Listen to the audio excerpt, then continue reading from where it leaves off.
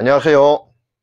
지난주 삼성전자와 IBM에서 매우 좋은 소식을 전해 왔습니다. 바로 현재 반도체의 전자 흐름이 수평인 반면 전자 흐름을 수직으로 향하게 하는 기술인 VTPET 기술을 개발한 것입니다. 수직 트랜지스터 아키텍처를 활용한 VTPET은 기존 핀팻 아키텍처 대비 전력 효율을 최대 85%까지 향상시킬 수 있다고 합니다.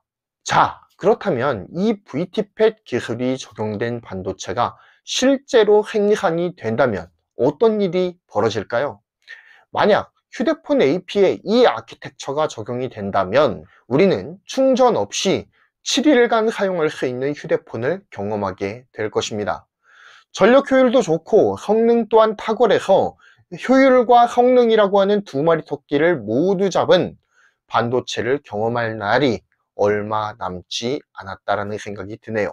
이러한 기술은 단순히 스마트폰 같은 작은 디바이스들에 한정되지 않을 것입니다. 차량용 반도체에 VTPET이 적용된다면 전기차의 주행거리가 획기적으로 늘어날 수 있겠죠. 또한 자율주행 성능에도 획기적인 향상을 기대할 수 있을 것입니다.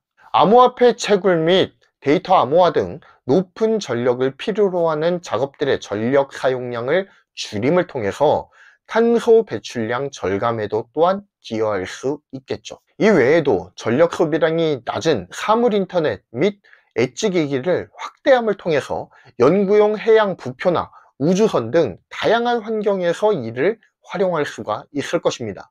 우주 공간이라든지 바다 한가운데 등 충전 인프라가 충분하지 않은 환경에서 VTPET 기반 반도체를 탑재한 기기들이 활약을 할 수가 있겠죠. 자, 이 모든 것이 가능한 이유는 전류의 이동이 수평에서 수직 구조로 바뀌면서 전자가 이동하는 거리가 줄어들기 때문입니다. 또한 더 많은 트랜지스터를 집적함을 통해서 전력 효율 극대화와 획기적인 성능 향상이라고 하는 두 마리 토끼를 잡는 것이 가능해진다라고 하는 것이 바로 둘째 이유입니다.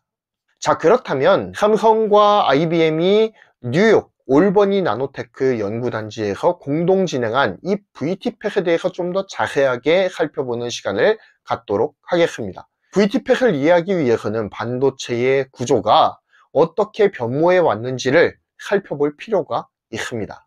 초창기의 반도체의 소자인 이 트랜지스터는 소스와 드레인을 평면으로 연결하는 게이트를 배치하고요. 그 위에 전극이 놓이는 플래너 팻 구조를 가지고 있었습니다. 이 당시 트랜지스터는 말 그대로 전력을 이어주고 끊어주는 스위치 역할을 감당했었습니다. 하지만 반도체가 고도화되면서 반도체의 요구 성능이 지속적으로 높아졌습니다. 이에 따라 반도체 안에 많은 수의 트랜지스터를 집적시켜야 하는 과제가 주어졌어요.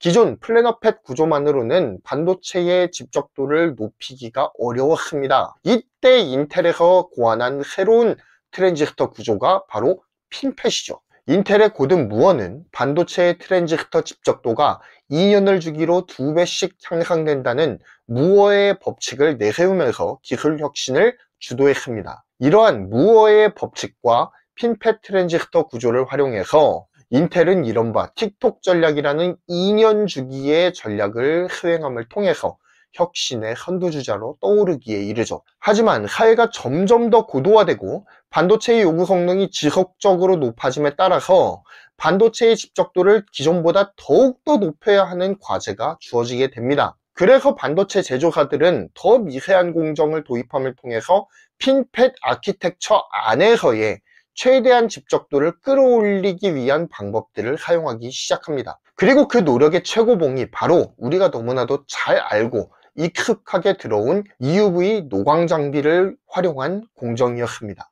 ARF, 즉 불화 아르곤 광원을 활용한 노광 공정은 멀티 패터닝이라는 기술을 통해서 최대 7나노까지 공정을 미세화할 수 있었습니다. 하지만 거기까지가 한계였어요. 그래서 삼성과 TSMC는 더 높은 트랜지스터 집적도를 달성하기 위해서 ASML의 EUV를 도입하기에 이르는 것입니다. 하지만 극자외선을 활용해서 회로의 선폭을 줄이고 게이트의 크기를 줄이자 이번에는 누설 전류를 제대로 컨트롤하지 못하는 딜레마에 빠지고 말았습니다. 게다가 아무리 초미세 공정을 사용해도 한정된 크기의 칩셋에 집적 가능한 트랜지스터의 수는 이제 한계에 다다랐습니다. 이렇듯 반도체의 집적도가 2년을 주기로 2배로 늘어난다는 이 무어의 법칙은 심각한 한계에 직면하고 있는 상황입니다. 이젠 흡형으로 전류를 유통하는 형식의 핀팻 구조만으로는 명확한 집적도의 한계에 부딪히게 된 거예요. 이에 따라 트랜지스터의 전력 유통 방식을 흡형에서 수직으로 바꾸어서 소자 자체의 크기를 줄여버리고요. 그리고 전자의 이동거리를 줄여줌을 통해서 반도체 집적도의 한계를 뛰어넘고자 하는 발상의 전환이 요구되었습니다.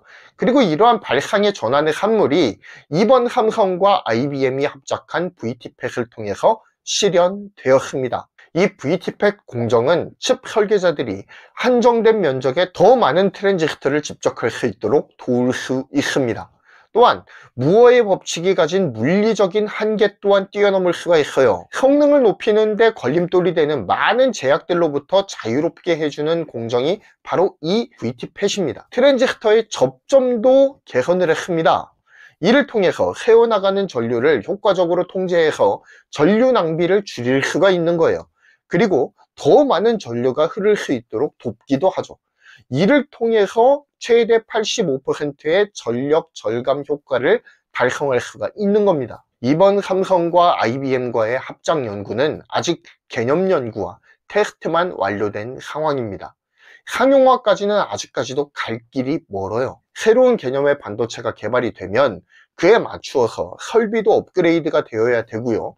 그리고 공정 세팅도 완전히 다시 해야 됩니다. 또한 공정 설비를 갖추었다라고 하더라도 제조 노하우를 고도화시키고 축적해서 높은 수율로 실제 칩 생산을 이루어내는데 성공할 때까지는 또 다른 인고의 시간이 필요합니다. 자, 이제 VTPET의 이론적 토대는 완성이 되었습니다. 우리는 삼성을 양산전자라고 부르죠. 그만큼 양산 기술에 있어서는 타의 추종을 불허하는 능력을 보여주고 있고 이제까지도 보여왔습니다. 삼성전자가 해당 기술의 양산 체계를 빠른 시일 내에 구축을 해서 시장에서의 입지를 더욱더 강하게 다져나갈 수 있기를 바랍니다. 감사합니다. 경제를 말하다 했고요. 구독, 좋아요, 알림 설정 부탁드리겠습니다. 감사합니다.